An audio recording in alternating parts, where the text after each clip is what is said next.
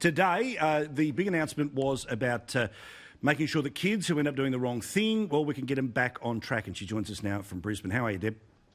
Yeah, I'm really well, thanks, Paul. I'm actually sitting in Townsville right now, which unfortunately is one of those places that is really struggling with the youth crime problem that Queensland's got. So that's what I've been up here in Townsville announcing, my comprehensive crackdown on youth crime for Queensland. A great policy. Well, literally, I saw this today. I mean, front page from the Gold Coast all the way to the far north, because particularly, as you say, places like Townsville, places like Cairns, the numbers are horrific. And things are so wildly out of control. And in part, they're wildly out of control because the kids know that you have to do 100 bad things before you end up even maybe going into some form of detention. And if you go into detention, it's not really going to be as tough as it could be. So what's the plan? How does it work?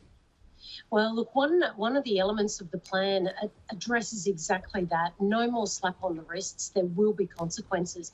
If you do the crime, you will do the time. And so one of the things is monitoring kids out on bail 24/7. We've got to protect our community and we've got to give the police a hand as well. The other thing is too that if you're a youth and you're on your third conviction, then you will have mandatory jail time. What we're trying to do is send a really clear, strong message to these, young thugs or these kids that it is just simply not okay to continue to flog a car, to break into someone's house and get away with it. And that's also why we want to introduce the community payback farms, all about rehabilitation, to try to teach these kids that there is a better life on the other side of crime. In fact, we want to stop these kids getting into the life of crime to start. But Paul, I've just got to say this. I've just been completely overwhelmed by excellent feedback from the community around the LNP's comprehensive crackdown on crime, except for the Labor Party. Would you believe that Anastasia Palaszczuk and her incompetent police minister don't even seem to think that there's a problem? In fact, they've made some comments like that crime or youth crime is not even a problem here. Tell that to anyone in Townsville right now when the paper runs it on the front page nearly every day because it is out of control. Well, and this is the thing. There seems to be an approach to youth crime where it's just background noise, right? So we'll just get used to the idea of a drip feed of this story, this weekend, that weekend, and we see what happens in places like, now obviously, Queensland ain't as bad as this, but the sort of shootings that happen in places like Chicago, New York, all the rest of it, where it's just background noise. Oh yeah, that happens every single weekend, right? But in places like Queensland, the background noise factor of youth crime is not a way of dealing with this. Instead, what you're trying to do, as you say, is try to, frankly, confront this. And at some point in time, the role of the state and the parent and the system is to confront these kids to say, look, here you go. You've done this twice. Welcome to the fork in the road. There is a guaranteed consequence with the third strike.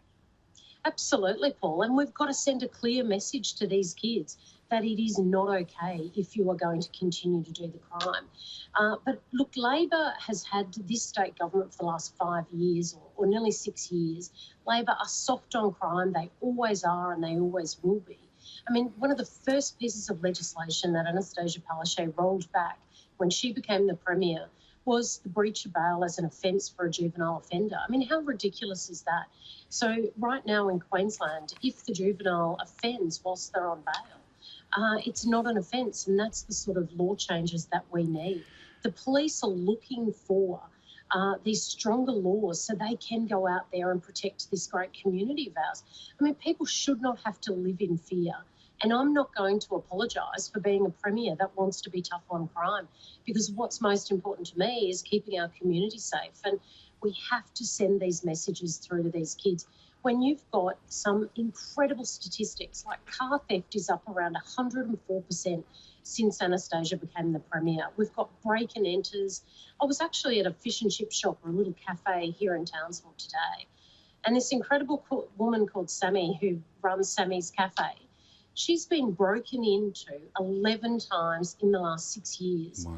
And the last time her partner Max had I don't know whether you can see my fingers, but had a knife pointed to him, it's about that big, by an 11-year-old, if you can believe it. Man. The 11-year-old even jumped the counter and then chased after Max. Max, rightfully so, found something behind the counter and chased after him. But it's pretty terrible when you go to a business like that and they've had to spend thousands of dollars on not only the videos to catch these thugs, but also now to have roller shutters. I mean, this is in beautiful Townsville.